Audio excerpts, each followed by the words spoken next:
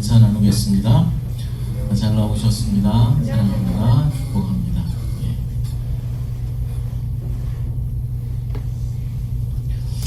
사람의 성격과 어떤 성향에 따라서 자신의 의견이나 자신의 생각을 이제 전하는 방식이 좀 다른 것 같습니다. 어떤 사람은 직접 만나서 얼굴을 맞대고 이야기를 해야 자신의 의견이 전달되었다라고 생각하고 또 그것이 더 편한 사람도 있습니다. 그런가 하면은 직접 만나서 이야기하는 것보다는 전화를 해서 전화통화를 하는 것이 더 유용하고 더 효율적이다라고 생각하는 사람도 있습니다. 이것보다 더 소극적인 사람은 전화통화를 하면서 서로의 음성을 듣는 것도 이제 부담스러워서 그냥 텍스 문자나 카톡 등을 통해서 자신의 의견을 전달하기를 원하는 사람도 있습니다. 이런 사람은 직접 전화를 통해서 이제 서로의 음성을 듣는다든지 더군다나 얼굴을 맞대고 이야기하는 것을 무척이나 힘들어하고 또 부담스러워하는 그런 사람도 있는 것 같습니다. 요즘에야 전화도 있고 뭐 카톡도 있고 인터넷도 있고 여러 가지 소통 방법이 여러 가지 있어서 얼마든지 원하는 것을 자신의 의견을 이제 전달할 수 있겠지만은 과거 우리 조상들은 어떻게 소통을 했습니까? 대부분이 이제 손편지를 써서 서로 이제 의견을 얘기하고 소식도 전해 주었습니다. 저도 어린 시절에 이제 손편지를 썼던 그런 기억이 있습니다. 제가 이제 누님들이 4분이나 계셔요. 제 위로 누님이 4분 있고 형님도 1분 있는데 저하고 이제 나이 차이가 상당히 많이 납니다. 그래서 제가 초등학교 다닐 때 초등학교 저학년 때 이미 우리 누나들은 서울에 가서 일을 하고 사회생활을 그렇게 했었습니다. 그때 누나들하고 이제 소통하는 유일한 수단이 바로 손편지였다라는 것이죠. 그 편지 속에 이제 좋은 향기가 나는 껌도 넣어서 보내고 정성스럽게 이제 편지를 썼던 그런 기억들이 있습니다. 오늘 본문인 로마서는 바로 사도 바울이 쓴 손편지 글입니다. 바울은 다가오는 이제 로마 방문과 서번화에 대한 그런 전도 여행을 준비하기 위해서 로마에 이런 편지를 보냈던 것이죠. 또한 하나님의 은혜를 통한 구원에 대해서 복음과 율법에 대한 가르침을 주기 위해서 이 편지를 써서 로마에 있는 교회들에게, 그러니까 예수 그리스도를 믿는 사람들에게 편지를 보냈던 것입니다. 로마서의 저자인 사도 바울은 자신의 소개와 함께 그 편지 내용의 핵심을 설명해 줌으로써 이제 편지를 시작하고 있습니다. 여러분, 하나님은 성경의 말씀으로 자신의 뜻을 전하기를 원하고 계십니다. 우리가 카톡을 통해서나 텍스트 메시지를 통해서 자신의 의견과 생각을 전하기를 원하는 것처럼 하나님께서 우리와 소통을 원하시는 창구는 바로 성경의 말씀을 통해서이다라는 것이죠. 그래서 선지자들에게 성경의 말씀을 기록하게 하셨고 사도 바울과 같은 이 사역자들을 통해서 그것을 풀어서 이제 설명하고 해석하게 해 주었습니다. 그러므로 하나님을 알고 그분의 뜻을 이해하려면 우리가 성경으로 나아가야 하는 것이죠. 찬찬히 성경의 말씀을 상고하고 깊이 있게 꼼꼼히 성경의 말씀을 묵상해야 한다라는 것입니다.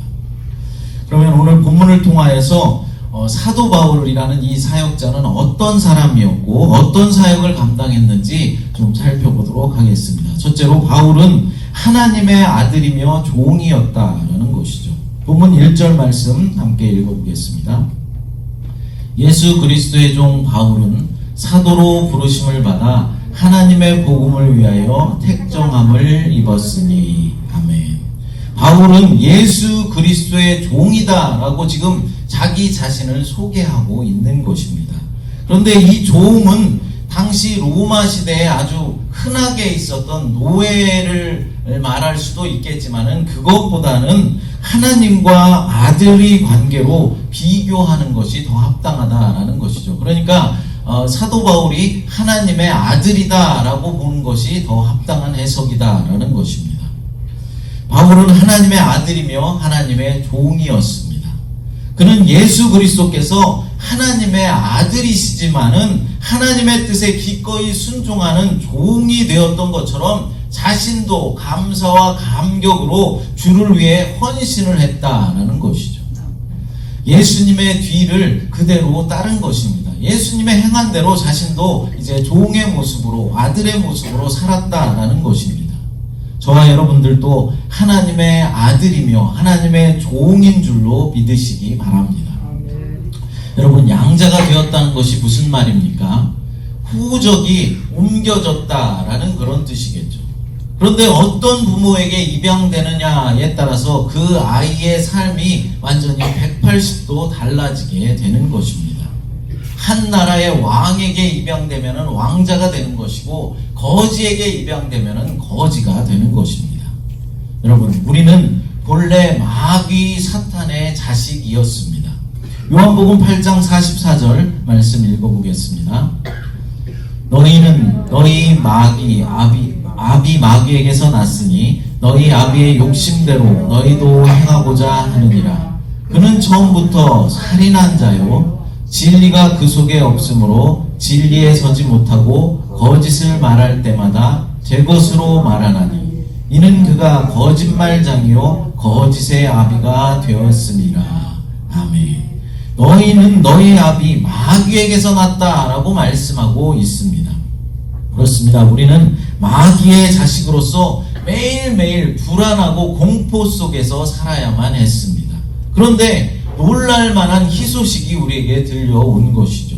고통 속에서 두려워 떨고 있던 우리를 하나님 아버지께서 양자로 입양해 주신 것입니다. 우리를 하나님의 자녀로 입양해 주셨다라는 것이죠.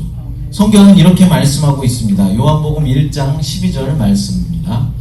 영접하는 자, 곧 그 이름을 믿는 자들에게는 하나님의 자녀가 되는 권세를 주셨으니.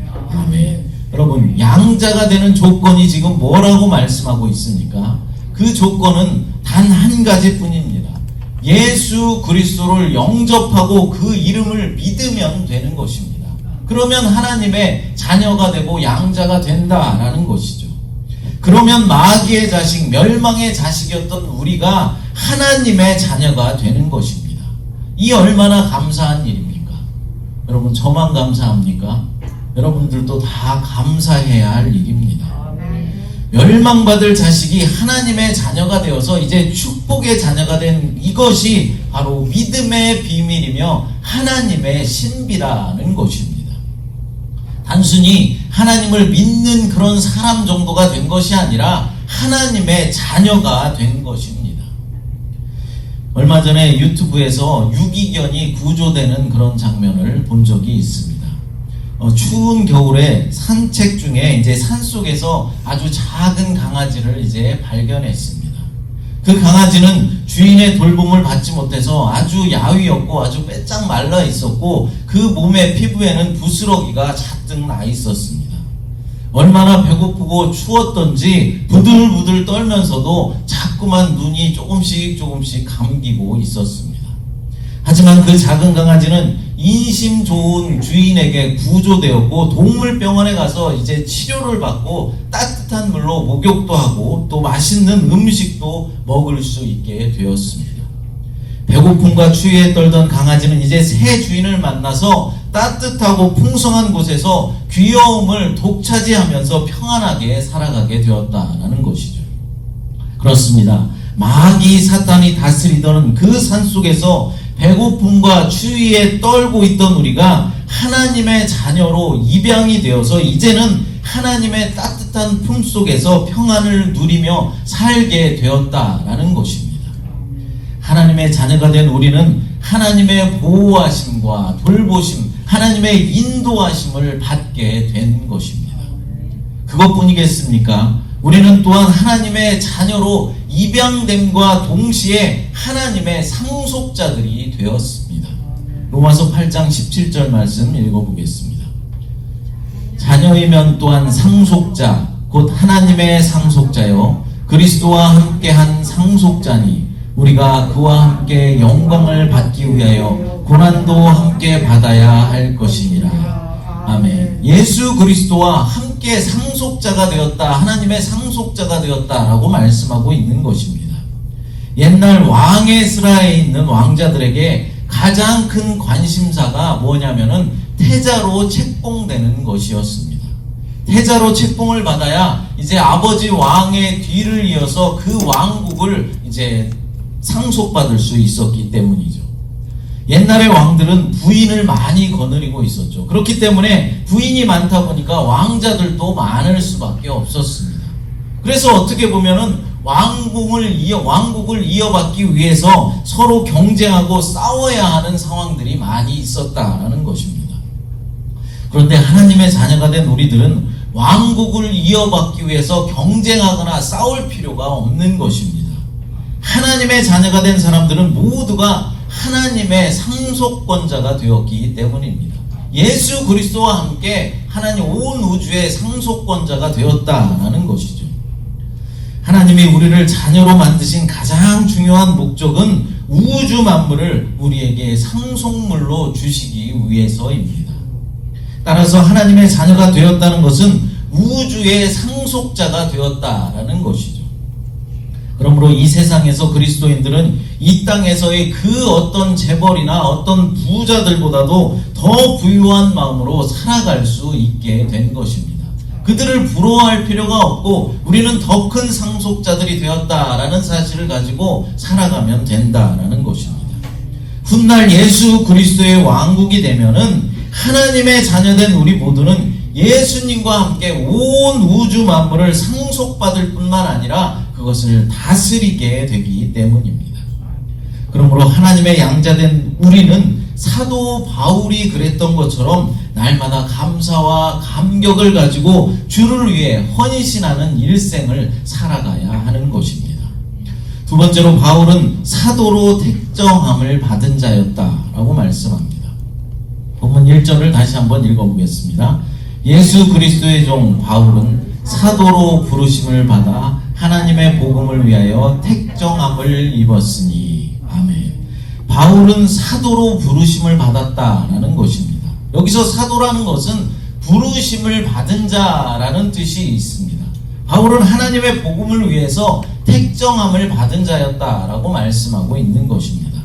그 경위가 사도행전 9장에 자세하게 기록되어져 있습니다. 그 중에서 9장 15절 말씀을 한번 읽어보겠습니다. 사도행전 9장 15절 말씀입니다.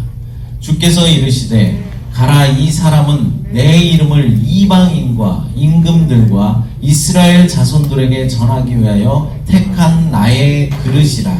아멘. 사도 바울의 사역 내용을 지금 말하고 있는 것이죠. 예수 그리스도의 이름을 이방인들에게, 임금들에게, 그리고 이스라엘 자손들에게 전하는 것이 바로 바울의 사역이었다라는 것입니다. 특별히 이방인들에게 복음을 전하는 것이었습니다. 그럼 사도 바울이 전한 복음은 무엇입니까? 복음이라는 것은 헬라어로 유앙겔리온이라고 말합니다. 그런데 이 말의 뜻은 좋은 소식이다라는 뜻이죠. 특별히 예수 그리스도를 통한 구원의 기쁜 소식, 그러니까 예수 그리스도의 죽음을 통해서 주어진 하나님의 구원을 의미하고 있는 것입니다. 우리도 이 일을 감당해야 하는 것입니다. 구원의 기쁜 소식을 전하는 일 말입니다. 주의 복음을 전하는 일에 게으르지 말고 구원의 기쁜 소식을 전하는 삶을 우리는 감당해야 하는 것입니다. 복음을 전하는 것에는 너와 내가 따로 구분되어 있지 않습니다.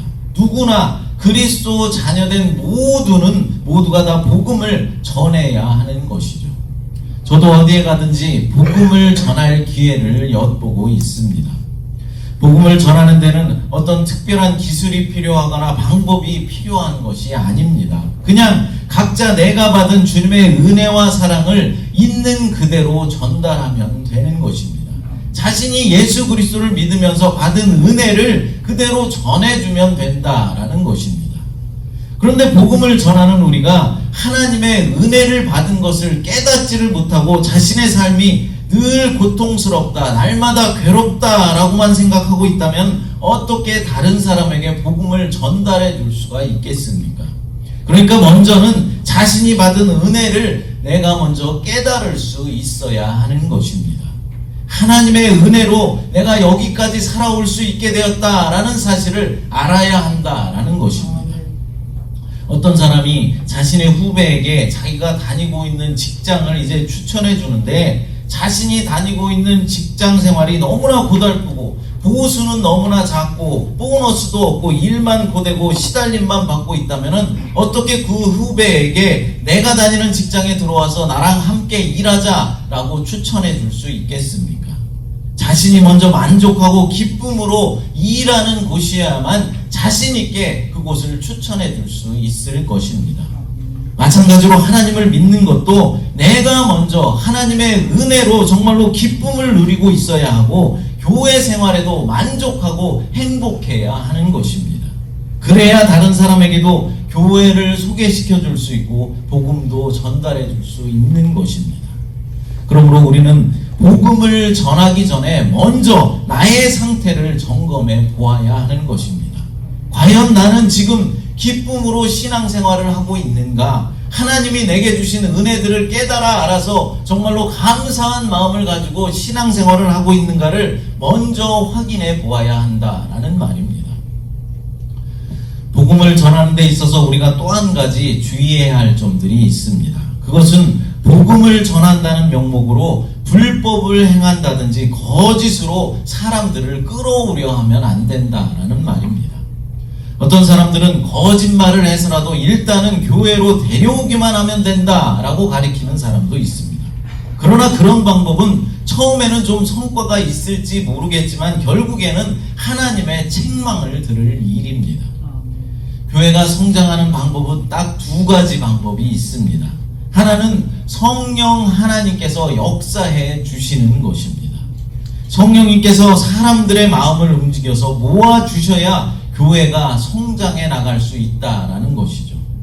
두 번째 방법은 세상적인 수단을 사용하는 것입니다. 세상 사람들이 호객 행위를 하듯이 세상적인 기쁨과 즐거움을 주는 것이죠. 세상적인 편리함을 제공해 주면서 사람들을 끌어모으는 것입니다. 세상에서 부흥한 교회들은 딱 이 두 가지 방법으로 부흥했습니다.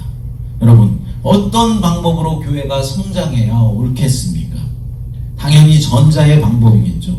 성령 하나님의 역사가 있기를 위해서 우리는 날마다 간구해야 하는 것입니다.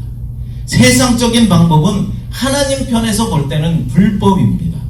그렇게 불법적인 수단으로 모인 이들은 하나님의 영광을 드러내지 못하고 세상의 손가락질을 당하고 종국에는 하나님의 심판을 받게 될 것입니다. 그러므로 우리는 복음을 전할 때 거짓된 방법이나 속임수로 전하지 않도록 주의를 기울여야 하는 것입니다. 거짓말을 하면 안 된다라는 것입니다.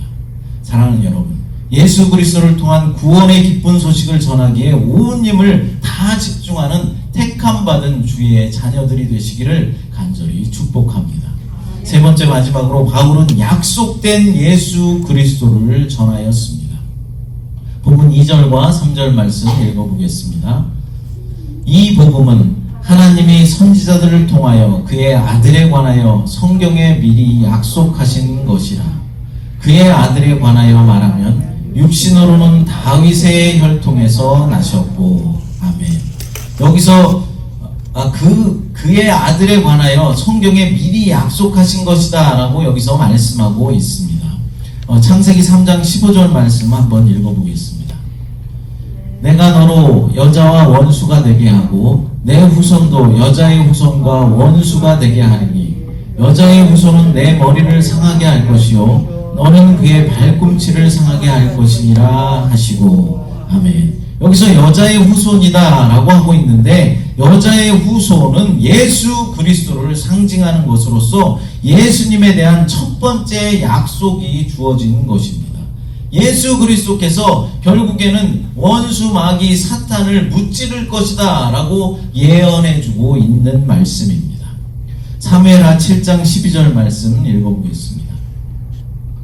내 수완이 차서 내 조상들과 함께 누울 때 내가 내 몸에서 날 내 씨를 내 뒤에 세워 그의 나라를 견고하게 하리라. 사무엘하 7장 16절 말씀도 계속해서 읽어보겠습니다. 내 집과 내 나라가 내 앞에서 영원히 보존되고 내 왕위가 영원히 견고하리라 하셨다 하라. 아멘. 여기서 내 몸에서 날 내 씨는 무엇을 말하는 것입니까? 먼저는 다윗의 왕위를 이어서 왕이 될 솔로몬을 말하는 것이겠지만은 솔로몬뿐만 아니라 다윗 왕조를 대대로 이어서 왕이 될 모든 왕들을 지칭하는 것입니다. 더 나아가서 결국 내 몸에서 날 내 씨라는 것은 예수 그리스도를 의미하고 있다는 것이죠. 왜냐하면은 16절 말씀에서 이 씨에 의해 세워질 나라는 영원한 나라이며 견고히 서게 될 것이다 라고 말씀하고 있는데, 이러한 나라를 최종적으로 세우실 이는 오직 다윗의 후손으로 오실 예수 그리스도 한 분뿐이시기 때문입니다. 창세기 3장 15절에 여자의 후손이라는 예수 그리스도에 대한 첫 번째 약속 이래 육신으로는 다윗의 혈통으로 나셨고 라는 오늘 본문은 사무엘하 7장의 예언이었다라는 것입니다. 예수 그리스도는 육신으로는 다윗의 혈통으로 나셨고 이제 영으로는 하나님의 아들로 선포되어졌다라고 말씀하고 있습니다. 본문 4절 말씀 읽어보겠습니다. 성결의 영으로는 죽은 자들 가운데서 부활하사 능력으로 하나님의 아들로 선포되셨으니 곧 우리 주 예수 그리스도시라. 아멘. 그리스도는 영으로서 그의 생애가 하나님의 아들로 인정받게 된 분이시다 라고 지금 말씀하고 있는 것입니다.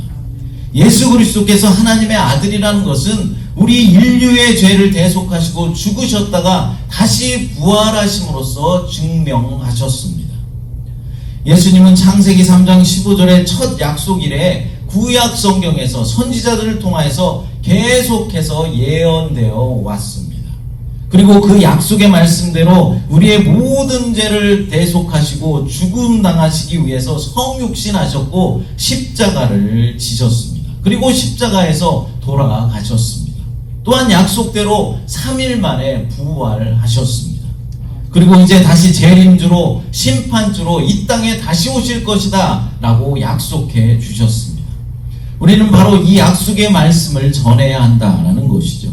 예수 그리스도께서 약속대로 이 땅에 초림하셔서 십자가에 죽으시고 부활하셨음을 전하는 것은 물론이거니와 이제 심판주로 재림주로 이 땅에 다시 오실 것이다 라는 이 말씀을 전하며 선포해야 한다라는 것입니다.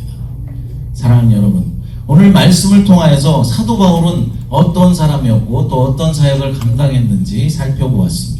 사도 바울은 어떤 사람이고 어떤 사역을 감당했다고 했습니까? 첫째로 바울은 하나님의 아들이며 종이었다라고 말합니다.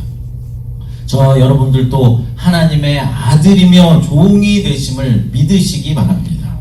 마귀 사탄의 자녀로 멸망받을 자들이 하나님의 자녀로 이제 입양이 되어서 하나님의 품에서 따뜻함을 누리며 평안을 누리며 살게 되었다는 사실을 믿으시고 날마다 감사와 찬양의 그런 삶을 살게 되시기를 간절히 바랍니다.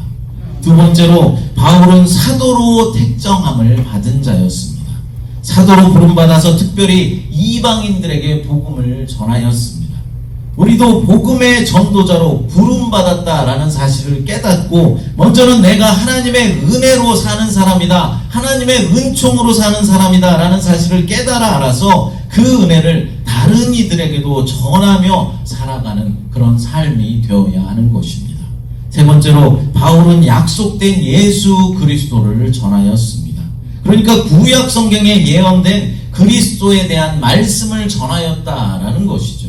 우리도 성경에 계시된 예수 그리스도의 십자가의 은혜와 사랑 그리고 부활하심을 이제 전하는 일에 쓰임받았으면 좋겠습니다. 사랑하는 여러분, 부르심의 은혜는 거저주는 선물이며 평강은 은혜의 결과로 누리게 되는 복임을 믿으시기 바랍니다.